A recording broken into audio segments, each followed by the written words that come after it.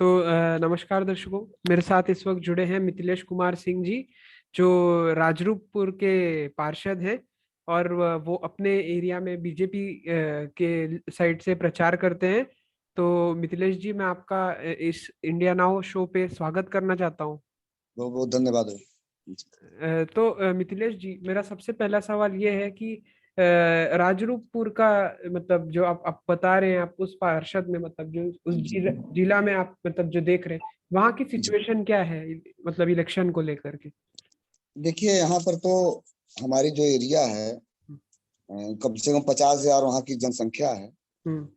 और कम से कम 85% लोग हम्म। हमारी वर्तमान सरकार जो है, उत्तर प्रदेश सरकार, हम्म। योगी सरकार, उससे बहुत संतुष्ट है। हम्म। कहीं ना कहीं सभी का ध्यान बीजेपी सरकार की तरफ है। अच्छा। तो जैसे आप कह रहे हैं कहीं ना कहीं सरकार बीजेपी की तरफ सबका ध्यान है, तो मैं आपसे ये पूछना चाहूंगा कि इस मतलब कांग्रेस के साइड से भी इस बार आपको कुछ तैयारी अच्छी तगड़ी कंपटीशन लग रही है या नहीं फिर। नहीं, हमारी तो कोई कंपटीशन ही नहीं है। और कांग्रेस तो कुछ कर ही नहीं रही है ना उसका। वो किसी दूसरे के सहारे लड़ती है। वो अपने ऊपर कोई मतलब जोर देती ही नहीं कि हमको लड़ना है किसी से। वो ये देखती है कि कहाँ से हम कमजोर पाए, कहाँ से क्या करें, दूसरे के मुद्दों को लेकर ये लड़ना चाहती है। उसके अपने कोई मुद्दे हैं ही नहीं। तो वो कहीं है ही नहीं यहाँ पर। यूपी में कहीं उसका स्थान नहीं। अच्छा। तो जैसा अभी आपने कहा कि आप अपने जिला का मतलब जिला में राजरूपपुर में प्रचार करते हैं। राजरूपपुर या शहर पश्चिमी जो विधानसभा क्षेत्र है मेरा, हाँ। शहर पश्चिमी विधानसभा क्षेत्र प्रयागराज, हाँ। उसमें ही मेरा केंद्रित रहता है। या वो अपने आसपास के क्षेत्रों, मेरे जो वार्ड है, कारपोरेशन क्षेत्र है, हम्म। उसी क्षेत्र के आसपास के एरिया में रहता है। तो जी। इस बार की स्ट्रेटेजी क्या थी प्रचार करने की, मतलब कैसे क्या हुआ। अब जो हम लोगों ने काम किया है 5 सालों में, जो हम्म। योगी सरकार ने काम किया, उसी काम को हम जनता के बीच में रख रहे हैं। अच्छा। सबसे बड़ा जो था इस प्रदेश में, गुंडा राज था, भ्रष्टाचार था। लड़कियों के साथ, छोटे छोटे लड़कियों के साथ बलात्कार होते थे। जब से योगी सरकार आई है, इस सब चीजों पर बंदिशें लगी हैं। अच्छा। सुरक्षा पुख्ता हुआ है। अब महिलाएं बिना भय के हम्म। कभी भी कहीं भी निकल सकती हैं। हम्म। तरह का भय नहीं रह गया इस राज्य में। बिल्कुल। सुरक्षा बहुत मजबूत हुई है। तो मेरा अगला सवाल ये होगा कि सुरक्षा किस किस रूप से मजबूत हुई है, मतलब जैसे कि अभी भी कुछ मतलब एक रिस्ट्रिक्शन तो होता ही होगा औरतों के लिए, लड़कियों के लिए भी। नहीं, ऐसा कुछ नहीं रह गया। अब यहाँ पर ऐसी कोई बात नहीं रह गई, पहले थी। आज से 5 साल पहले जो हालात थे यहाँ पर, हम्म। कि 8 बजे के बाद लड़कियों को मना कर दिया जाता है कि आप कहीं नहीं जाओगी। हम्म। जब भी जाओगे अभिभावक के साथ ही जाओगी। दिन हम्म। में छेड़खानी हुआ करती थी, गुंडई थी, इतनी बदमाशी थी। हम्म। जगह जगह लोगों को रोक लिया जाता था, जबरदस्ती की जाती थी। हम्म। बच्चियां पढ़ने नहीं जा पाती थी। हम्म। लेकिन जब से योगी सरकार आई है, तब से ये सब चीजें दूर हो गई है। और अच्छा। गुंडे जेल में हैं, इस टाइप के गुंडे जो है। कहीं ये इलेक्शन के आने की पहले की सिर्फ बात तो नहीं है, जैसे कि अभी आप कह रहे हैं कि। नहीं नहीं, ये तो बिल्कुल नहीं, ये इलेक्शन की बात नहीं है। ये सरकार ने उतारा है अपने उसमें पूरे उस हम्म। पर। ये अब दिखाई देगा आपको। आप किसी से भी कहीं भी जाकर आप बात करेंगे, यहाँ तक कि हमारी मुस्लिम बहनें भी इस बात को स्वीकार करती हैं। अच्छा। हमारे यहाँ कोई एक धर्म की बात नहीं है ये, हम्म।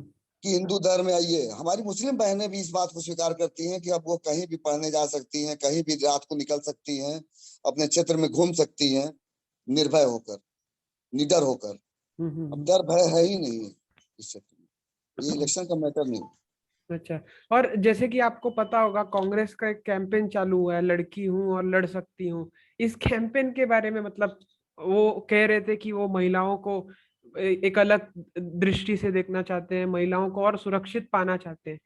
तो आप ये मतलब उस बारे में क्या कहना चाहेंगे, उसको लेकर के बीजेपी की कोई स्ट्रेटेजी या आप लोग ने नहीं उसका। नहीं, जो कहते हैं कि लड़की हूँ लड़ सकती हूँ, क्या हम्म। इनको यूपी में दिखाई देता है? राजस्थान में इतने बच्चियों के साथ रेप हो रहे हैं, वहां नहीं जा सकती हूँ वो? हम्म। कहीं अगर रेप हो जाता है, एक रेप हो जाता है यूपी में, उनको वो दिखाई देता है। हम्म। उसके राज्यों में, राजस्थान में छोटी छोटी बच्चों से आए दिन घटती है घटना। वहां पर प्रियंका जी नहीं जाती है, हम्म। कहती तो है कि लड़ सकती हूँ, लड़की हूँ लड़ सकती हूँ। तो सिर्फ एक ये मुद्दा जब है, आप कर सकती हो तो आप एक बराबर देखिए ना उसको। दूसरे राज्यों के लिए आप अपने राज्यों के लिए तो बोलती ही नहीं इस विषय पर। अच्छा, तो मतलब आप कह रहे हैं कि मतलब ये सिर्फ एक कहने की बात है, मतलब जी जो भी स्ट्रेटेजी बना रहे हैं वो लोग। जी जी जी, वो केवल सरकार को बदनाम करने की एक साजिश है। अच्छा, तो इस चीज को बीजेपी कैसे संभाल रही है? मतलब आप लोगों को फर्क पड़ रहा है उस चीज को लेकर के, या फिर? बिल्कुल।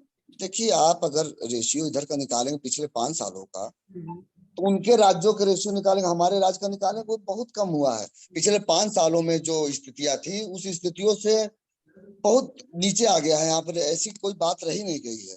अच्छा। कभी कभी कोई घटनाएं अगर हो जाती हैं, तो उसको हम उससे नहीं जोड़ सकते हैं कि यहाँ की कानून व्यवस्था खराब है। हम्म। बहुत कमी आई है इन अच्छा, चीजों में। तो जैसे कि अभी फिलहाल इस वक्त केवल राज्य यूपी राज्य में इलेक्शन का जो है वो सिलसिला चल रहा है, और जी, जैसे कि आप कह रहे हैं कि इस बार भी लग रहा है बीजेपी की सरकार ही प्रवेश करेगी। नहीं लग नहीं रहा, बिल्कुल विश्वास है, 300 प्लस सीटें पा रही है। अच्छा। ये केवल लग नहीं रहा। अच्छा। हमारे बीजेपी के एक कार्यकर्ता, हम्म। उत्तर प्रदेश के लोग, हम्म। ये पूरी तरह से कह रहे हैं कि योगी आदित्यनाथ जी ही दोबारा पुनः बनेंगे, और भारी सीटों के साथ। मतलब पिछली बार से भी 10-15 सीटें ज्यादा आएंगी बीजेपी की। अच्छा, ये मतलब पूरा विश्वास है। इसका विश्वास है आप लोग को, पिछली बार से दस बिल्कुल पंद्रह बिल्कुल सीटें ज्यादा है? विश्वास है। जी, आपके माध्यम से हम बताना चाहते हैं कि पूरा विश्वास है। अच्छा, और कौन सी कॉन्स्टिट्यूएंसी आप लोगों के लिए ज्यादा इम्पोर्टेंट है, और जहां से आप एक्सपेक्ट मतलब जहां सोच रहे हैं कि वहां हम हमें और भारी भरकम से हम वहां जीतेंगे? देखिए, पिछली बार कोई भी ऐसा इलाका नहीं था जहां पश्चिमी उत्तर प्रदेश, पूर्वी उत्तर प्रदेश, मध्यान्ह, हर जगह हम सीटें पाए थे, और अब की बार भी हम पूरी ही सीटें पाएंगे। अच्छा। कोई वो नहीं बदला, नहीं है बदलाव, नहीं है कि हम उससे कम सीटें पाने जा रहे हैं। हम्म। पिछली बार वो तीनों लोग मिलकर लड़े थे, तब भी कुछ नहीं कर पाए थे। अब तो अकेले अकेले हैं, हम्म। वो बीजेपी के लिए कुछ भी नहीं बिगाड़ सकते हैं। अच्छा, एक आखिरी सवाल। जैसा कि मतलब आप कह रहे हैं जो भी इलेक्शन के सिलसिले में, तो वैसे बीजेपी का लक्ष्य जो आप कह रहे हैं कि गुंडा राज कम हो, लड़कियों के साथ रेप कम हो, क्राइम रेट कम हो, मतलब ये सिर्फ इस कैंप यूपी इलेक्शन के कैंपेनिंग को लेकर के है, या फिर जो 2024 में असेंबली इलेक्शन होंगे या जो मेन इलेक्शन होंगे उस चीज को लेकर भी तैयारी की जा रही है? जी देखिए, यूपी यूपी से ही केंद्र की सत्ता बनती है। हम्म। रास्ता यूपी से होकर गुजरता है। अच्छा। ये सिर्फ यूपी का चुनाव नहीं है, हम्म। ये देश के दिशा और दशा को का निर्णय करेगा यहाँ का चुनाव। अच्छा। और यहाँ के चुनाव, यहाँ के लोगों ने निर्णय कर लिया है हम्म। कि 2022 में पूर्ण बहुमत के साथ सरकार बनेगी, और 2024 में पुनः हम्म। हमारे मोदी जी देश के फिर से प्रधानमंत्री बनेंगे।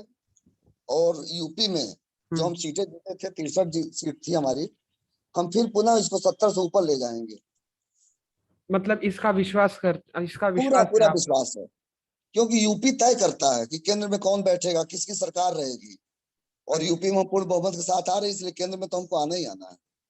चलिए। तो धन्यवाद, मैं आपका धन्यवाद करना चाहता हूँ। आपने अपना मिथिलेश जी, आपने अपना समय निकाल के हमसे हमारे शो पे हमारे दर्शकों से बीजेपी की स्ट्रेटेजी के बारे में बात की। इसके लिए आपका मैं बहुत बहुत बहुत शुक्रिया मानना बहुत चाहता बहुत हूँ। धन्यवाद, बहुत बहुत धन्यवाद। धन्यवाद, धन्यवाद।